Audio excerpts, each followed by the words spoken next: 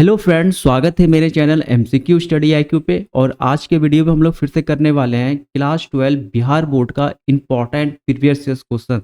आज जो बच्चों सब्जेक्ट है वो फिजिक्स का है और आज हम लोग फिजिक्स में दो चैप्टर का इम्पॉर्टेंट एमसीक्यूज करने वाले हैं। एक है आपका चैप्टर 12 और दूसरा है चैप्टर 13।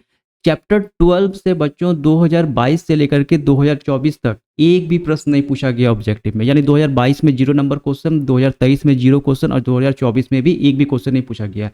लेकिन उसके पहले 21 सब में एक दो क्वेश्चन पूछा गया है जो कि इंपॉर्टेंट है। 2-3 साल से क्वेश्चन नहीं पूछा है तो हो सकता है 2025 के एग्जाम में आपको इस चैप्टर से क्वेश्चन देखने को मिलेगा। इसीलिए हम इस चैप्टर को छोड़े नहीं। चैप्टर नंबर 12 का नाम है बच्चों परमाणु। क्या नाम है? परमाणु। ठीक है, एटम बोलते हैं इसको इंग्लिश में। और हो सकता है एक दो टाइप का ही क्वेश्चन आपको इसको देखने को मिलेगा, इसीलिए अच्छे से कर लेना। कम से कम हमको ऐसा लग रहा है कि 2025 में इस चैप्टर से क्वेश्चन देखने को मिलेगा और 2026 के बच्चे भी अगर इस वीडियो को देखेंगे बाद में तो ये चैप्टर उनके लिए भी इंपॉर्टेंट है, क्योंकि बहुत सालों से, इस 4-5 साल से, 3 साल से इस चैप्टर से एक भी ऑब्जेक्टिव क्वेश्चन नहीं पूछा हुआ है और 2-3 टाइप का ही क्वेश्चन बच्चों इससे पूछा जाएगा। तो इसलिए कोई डरना नहीं है, छोटा चैप्टर है तो कर लो। और उसके बाद हम लोग करने वाले नेक्स्ट चैप्टर इसी वीडियो में, चैप्टर नंबर 13 जो कि है नाभिक। उससे 4 नंबर का क्वेश्चन पूछा गया हर साल। 23 में भी 4 नंबर का पूछा है, 24 में भी 4 का पूछा है, 22 में भी 3-4 नंबर का क्वेश्चन पूछा है। तो वो नाभिक चैप्टर इंपॉर्टेंट है और आपको ये जो चैप्टर है 1 से लेकर 5 तक क्वेश्चन बच्चों देखने में जो मिलेगा वो चैप्टर है चैप्टर नंबर 12 परमाणु। तो फर्स्ट क्वेश्चन करते हैं चैप्टर नंबर 12 का। पहला क्वेश्चन क्या कर रहा है कि हाइड्रोजन स्पेक्ट्रम की कौन सी श्रेणी दृश्य भाग में पड़ती है? Which range of hydrogen spectrum fall on visible part. एक दो टाइप का ही क्वेश्चन इंपॉर्टेंट है, जो कि ये क्वेश्चन इंपॉर्टेंट है। तो बता देते हैं आपको कुछ इसमें एक बेसिक पूछ रहा है कौन सी श्रेणी दृश्य भाग में पड़ती है। विजिबल पार्ट में बताए थे मात्र एक श्रेणी पड़ती है, मात्र एक। याद रखना, विजिबल पार्ट में मात्र एक श्रेणी पड़ती है, वो है बामर। तो बामर पड़ती है बच्चों आपका दृश्य भाग में। ठीक है, दृश्य भाग में, दृश्य भाग।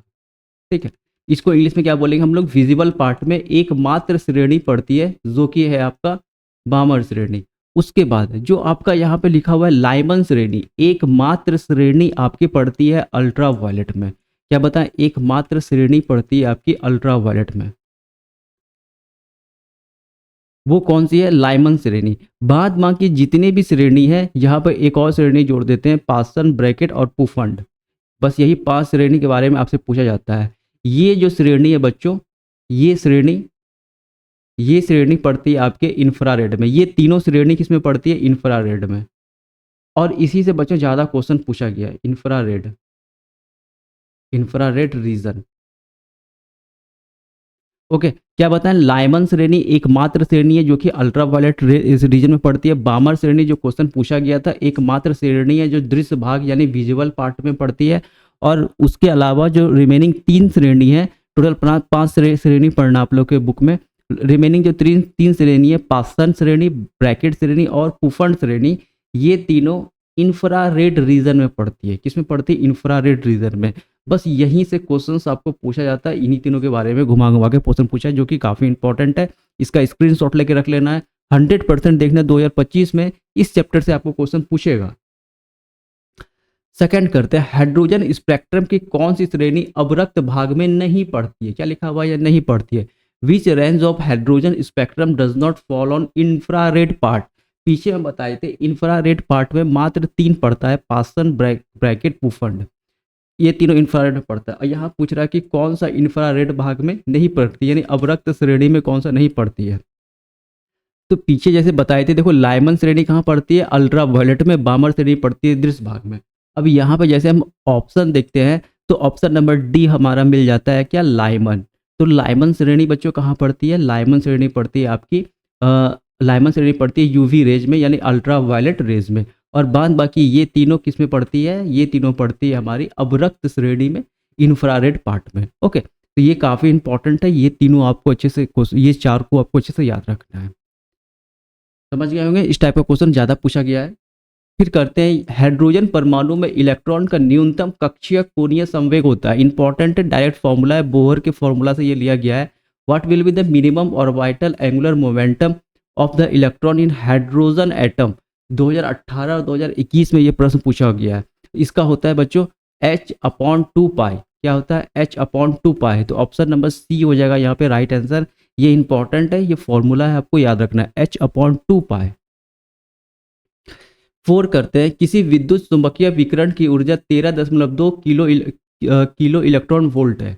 यह विकिरण जिस क्षेत्र से संबंधित है वह है the energy of electromagnetic radiation 13.2 kilo electron volt, the area to which the radiation belongs to. याद रख लेना डायरेक्ट क्वेश्चन, अब इतना कोई याद नहीं रख पाएगा, लेकिन याद रख लेना, बस सिर्फ आपको इसी को याद रख लेना है। ऑप्शन नंबर बी हो जाएगा यहाँ राइट आंसर, एक्सरे। क्या हो जाएगा? एक्सरे। 2018 में ये प्रश्न पूछा गया है, बस आपको इसी क्वेश्चन को याद रख लेना है, एक ही क्वेश्चन को अच्छे से, ठीक है। लास्ट क्वेश्चन है चैप्टर नंबर 12 का, बोर की आवृत्ति शर्त क्या है? The frequency of bore condition. Bore की जो फ्रीक्वेंसी आवृत्ति शर्त है, फॉर्मूला टाइप का है बच्चों, ये E1 minus E2 equal to H nu. ये आपको था ऑप्शन नंबर बी में, तो आपको याद रख लेना है बस। ये 2021 में ये प्रश्न पूछा गया था, E1 minus E2 equal to H new.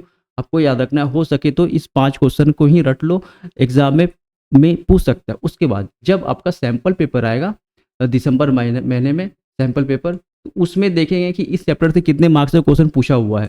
तो फिर अगर ज़्यादा पूछेगा, ज़्यादा मार्क्स अगर पूछा रहेगा उस सैंपल पेपर में, तो और सारा क्वेश्चन भारती भवन एस संत के बुक से हम खुद करवा देंगे। ओके, अब हम लोग करते हैं चैप्टर नंबर 13। चैप्टर नंबर 13 का क्या नाम है बच्चों? नाभिक।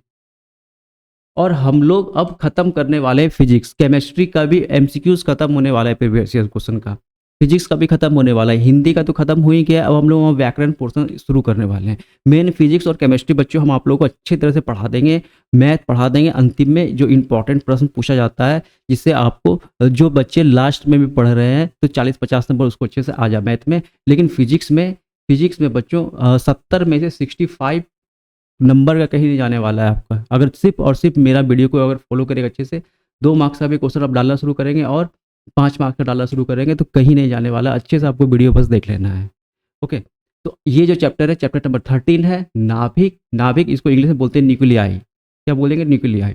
अब ये 2024 में इस चैप्टर से 4 मार्क्स का क्वेश्चन पूछा गया है। तो ये चैप्टर है आपका इंपॉर्टेंट और आसान भी, जिसका शुरू में जो चैप्टर है 1 से लेकर के 5 तक, 1 to 5, अगर इस 1 to 5 में कोई सा भी एक चैप्टर 6 पकड़ लो, जैसे 1-2 चैप्टर टफ है, समझ में नहीं आ रहा है, उसका न्यूमेरिकल आपसे छूट जाएगा या उसका ऑब्जेक्टिव आपसे छूट जाएगा।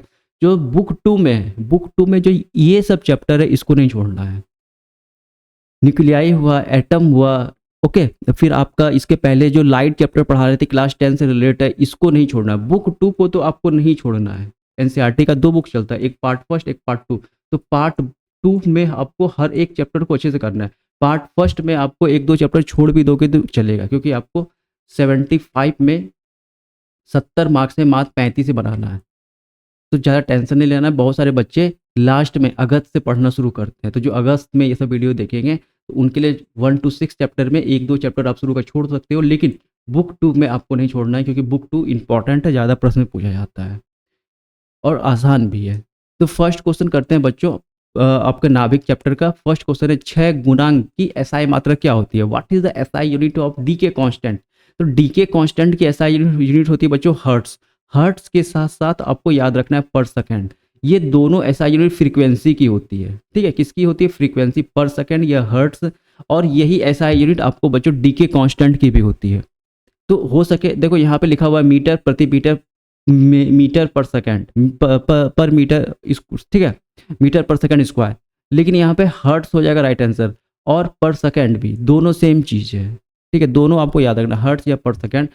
लगातार भी क्वेश्चन रिपीट करता है बिहार बोर्ड, याद रखना। लगातार भी 24-23 का भी बहुत सारा क्वेश्चन 24 में लगातार पूछा है फिजिक्स में। केमिस्ट्री में तो बहुत सारा पूछा है, फिजिक्स में भी लगातार रिपीट किया है। तो ये सब क्वेश्चन बच्चों बहुत ही ज़्यादा इंपॉर्टेंट, कभी पुराना होने वाला नहीं है ऐसा यूनिट का क्वेश्चन, अच्छे से याद रख लेना, हर्ट्स और पर सेकेंड। रेडियो सक्रिय पदार्थ की अर्ध आयु होती है। What is the half life of radio active substance? तो जो हम लोग केमिस्ट्री में पढ़े थे चैप्टर नंबर 4 में, चैप्टर नंबर आपका 4 है, ठीक है, रासायनिक बालगतिकी, वही आपको फॉर्मूला यहाँ पे लिखना है। क्या होता है? टी हाफ का 0.693 upon lambda equal to T half, ठीक है। वहाँ पे के था, यहाँ पे क्या हम लोग लिखेंगे? लेमडा से प्रदर्शित करेंगे। बस यही आपको है ये relation half life radio active substance का। तो याद रखना है बस वही वाला फॉर्मूला जो हम लोग केमिस्ट्री में पढ़े थे, यही फॉर्मूला यहाँ लिख देना है। थर्ड क्वेश्चन करते हैं। ये इंपॉर्टेंट प्रश्न है, याद रखना है आपको। देखो ऐसे लिखा मिलेगा आपको, थोरियम 230 और नीचे में 90। ये प्रश्न देखो 2012 का क्वेश्चन 2024 में रिपीट किया हुआ। ये क्वेश्चन पहले बहुत बार पूछा भी गया है अच्छी तरह से, 2-3 बार आपको ये मेरे वीडियो में आपको अभी और इस टाइप का क्वेश्चन देखने को मिलेगा। कह रहा है कि ये जो आपका ये जो लिखा हुआ है थोरियम 1990 टू 230 के एक परमाणु में न्यूट्रॉनों की संख्या क्या होती है। तो नंबर ऑफ न्यूट्रॉन हम कैसे निकालते हैं, याद रखना, नंबर ऑफ न्यूट्रॉन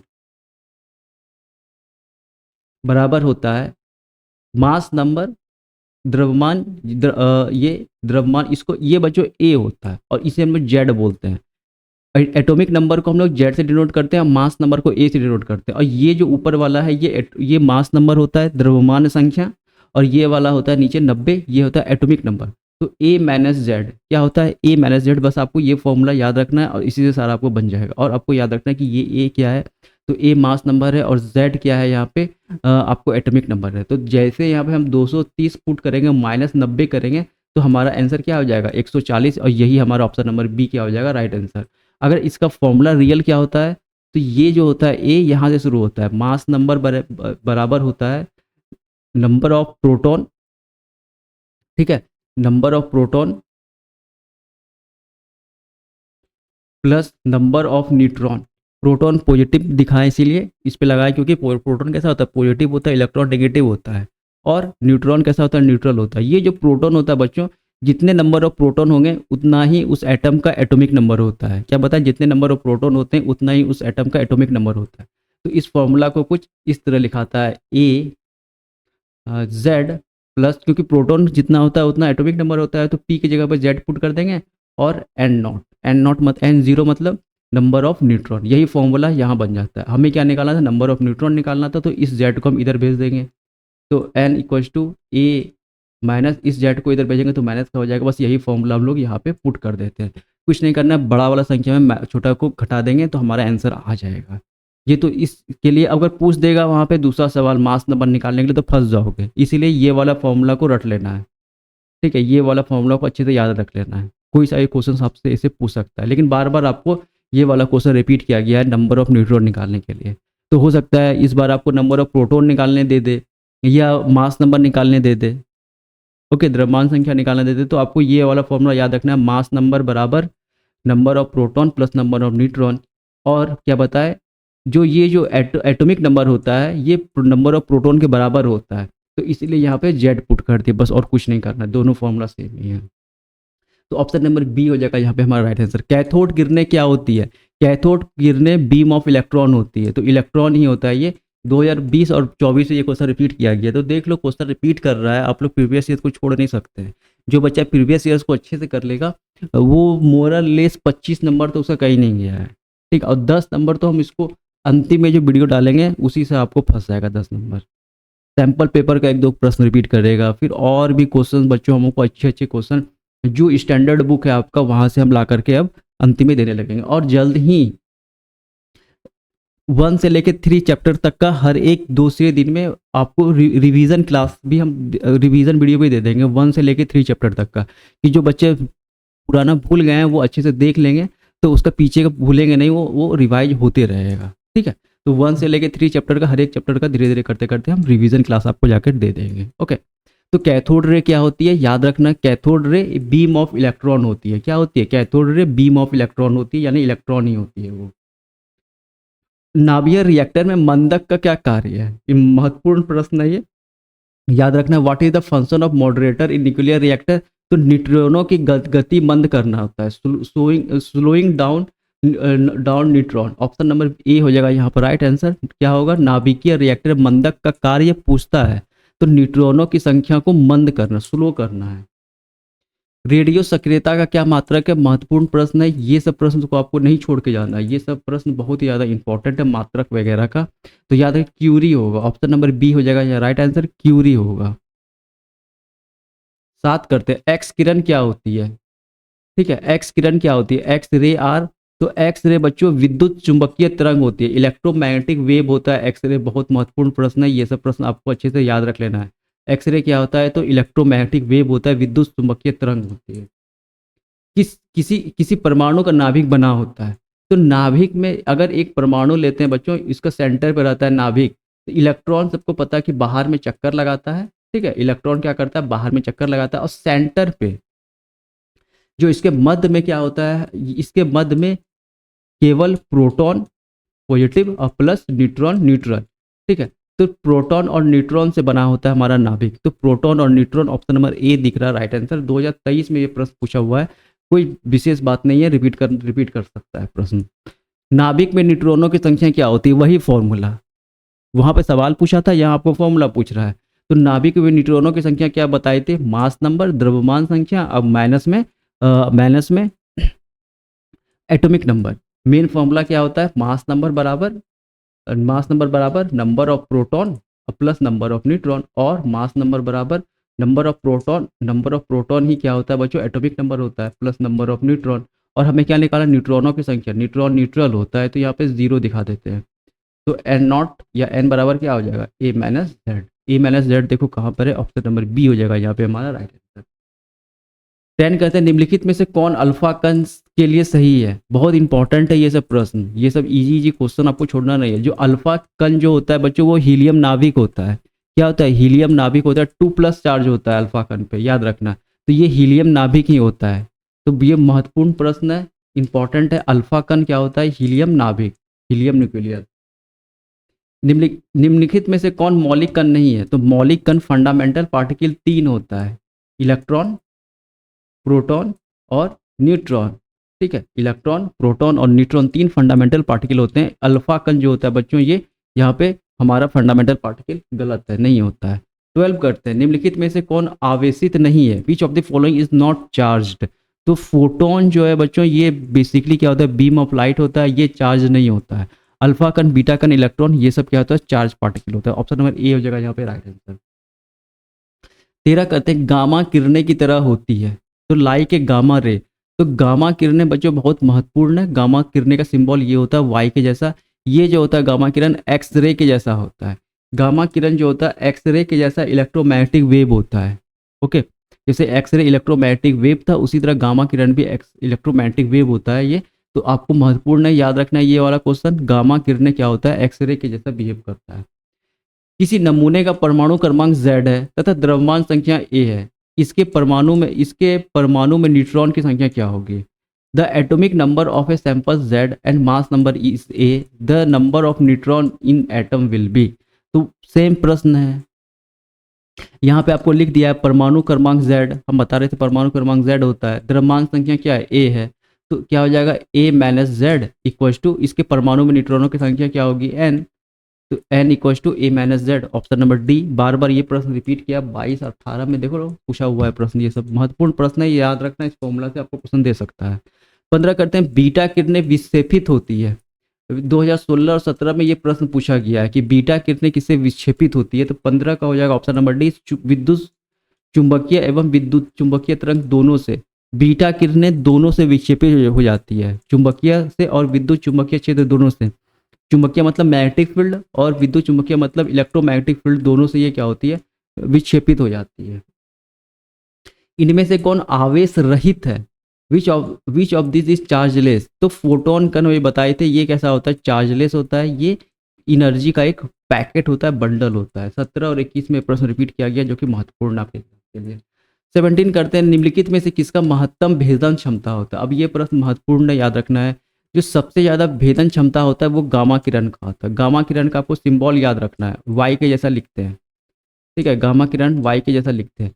गामा किरणें का भेदन क्षमता इसीलिए ज़्यादा होता है क्योंकि गामा किरण होता है बच्चों कोई चार्ज, याद रखना है, नो चार्ज नो मास। ना तो इस पर कोई चार्ज होता है ना तो मास होता है, इसीलिए ये बहुत ही ज़्यादा पेनेट्रिंग पावर होता है, बहुत ही ज़्यादा ये किसी भी बॉडी या मेटल को छेद कर सकता है ये, क्योंकि ये कहीं डिफ्लेक्ट ही नहीं होता है। दूसरी सबसे बड़ी बात, ये कहीं भी आपको डिफ्लेक्ट नहीं होता है, ठीक है, ये डिफ्लेक्ट नहीं होता है, डिफ्लेक्ट नहीं। जैसे अभी बताए थे बीटा किरण विक्षेपित होती है, अभी पूछ देगा गामा किरण विक्षेपित, कौन सी ऐसी किरण है जो विक्षेपित नहीं होती है, तो आपको लिखना है गामा किरण। लेकिन बीटा किरण दोनों में विक्षेपित हो जाती है। गामा किरण डिफ्लेक्ट नहीं होती है, तो डिफ्लेक्ट, नॉट डिफ्लेक्टेड। और ये जो है आपको गामा किरण एक्सरे के जैसा बिहेव करती है। किसके जैसा? एक्सरे के जैसा। तो ये याद रखना, ये 3-4 बातें आपको बता दी, आपको महत्वपूर्ण याद रखना है। 18 करते हैं, निम्नलिखित में से कौन सी किरणें विद्युत क्षेत्र द्वारा विक्षेपित नहीं होती है? Which of the following rays is not deflected by electric field? तो गामा किरण किसी से भी विक्षेपित नहीं होती है, ना तो इलेक्ट्रिक फील्ड ना तो मैग्नेटिक फील्ड, किसी से विक्षेपित नहीं होती है गामा किरण। तो ऑप्शन नंबर बी हो जाएगा राइट आंसर। पूछा जाएगा रीजन तो बता देना, कोई ना तो इस पर कोई चार्ज होता है, ना तो इसका कोई मास होता है। 19 करते हैं, एक्स किरण की खोज किसने की थी? तो रोंगटन ने की थी। ऑप्शन नंबर बी हो जाएगा यहाँ राइट आंसर। महत्वपूर्ण प्रश्न है, याद रखना है।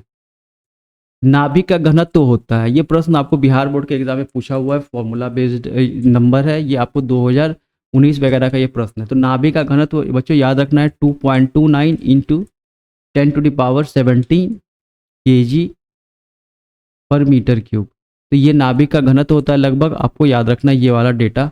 रिपीट कर सकता है प्रश्न, डेटा वाला है 2.29 इंटू 10⁻17 kg पर मीटर क्यूब। 21 करते हैं, तेजी से चलने वाली बीटा किरणें, फास्ट मूविंग बीटा रे। तो फास्ट मूविंग बीटा रे पूछ रहा है, देखो यहाँ पे, ठीक है, बीटा रे पूछ रहा है, तो यहाँ पे हो जाएगा बच्चों न्यूट्रॉन। न्यूट्रॉन हो जाएगा राइट आंसर, 21 का डी। अर्ध आयु काल एवं 6 नियतांक में संबंध होता है, तो वही वाला फॉर्मूला, टी हाफ क्या होता है संबंध? 0.693 अपॉन 6 नियतांक, यहाँ पे लेमडा से डिनोट करेंगे। केमिस्ट्री में हम लोग 6 नियतांक को के से डिनोट करते थे, यहाँ पे लेमडा से डिनोट करेंगे, बस यही फर्क है। और टी हाफ को टी हाफ में लिखेंगे, तो कोई सा भी ऑप्शन एक होगा। ये फॉर्मूला याद होना चाहिए, केमिस्ट्री में भी यूज होता है, यहाँ भी यूज होगा इस चैप्टर में।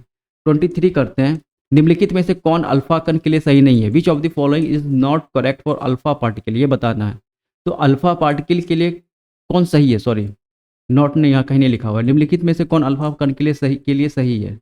ठीक है, which of the following is correct for alpha particle? तो अल्फा पार्टिकल हीलियम न्यूक्लियस के जैसा बिहेव करता है, बताए थे। तो ऑप्शन नंबर सी हो जाएगा यहाँ पे हमारा 100% राइट आंसर। क्या हो जाएगा? 100% हमारा राइट आंसर। तो देखो आज के वीडियो के लिए इतना ही रखते हैं, सारा महत्वपूर्ण प्रश्न बता दिए।